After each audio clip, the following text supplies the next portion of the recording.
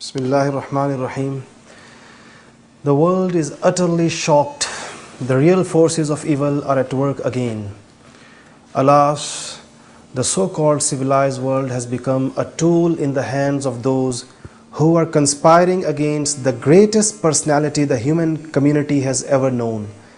The reprinting of the blasphemous caricatures has caused much pain and grief in the civilized world, and a great deal of resentment and anger in the Muslim world. These caricatures have been sketched to mock such a noble and sublime personality whose sanctity and greatness has been universally acclaimed, and whose love for human dignity has been acknowledged by all unbiased and just followers of the world's living faiths. The hands behind these cartoons aim not only at defaming that noble human being who had been sent to teach the humanity the lessons of love and affection, peace and tolerance, but at disrupting peace and creating chaos in the world. Is it not a shame to offend, in the name of freedom, a personality who has been a mercy to the entire universe and who imparted throughout his life lessons of benevolence, love and tolerance? By insulting the last member of the sacred chain of prophets sent by Almighty Allah for guidance of humanity, the conspirators have indeed insulted all the prophets, including Jesus ﷺ and Moses ﷺ, who gave in their scriptures the glad tidings of his blessed arrival.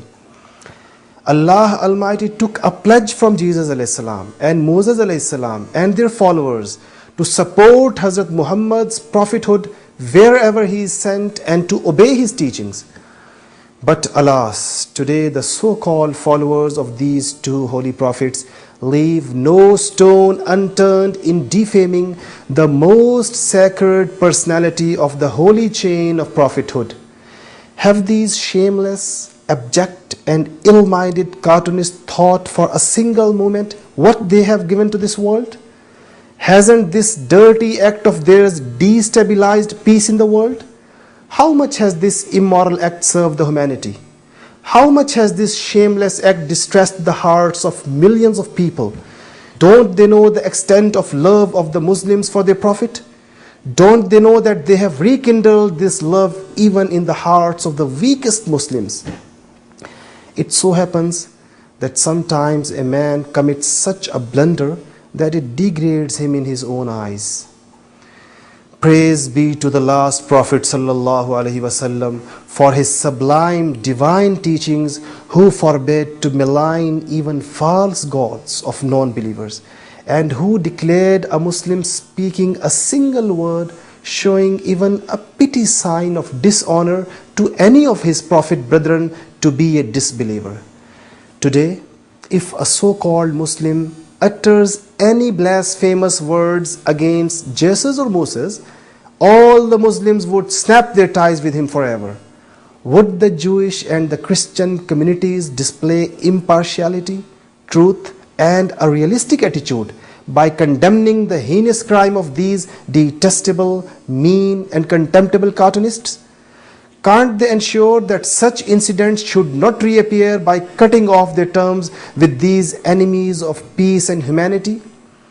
Is it not the duty of the International Court of Justice to take a notice of this brazen violation of the human rights?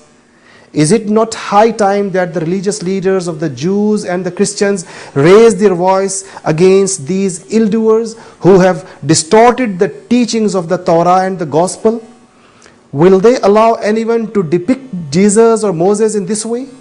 Shouldn't the UN intervene and stop these savage acts against basic human rights?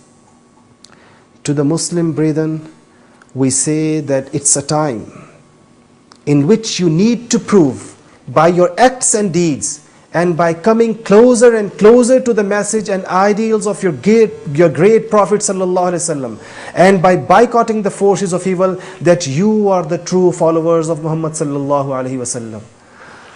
Our souls cry, our hearts bleed, and our eyes are filled with tears of grief and anger.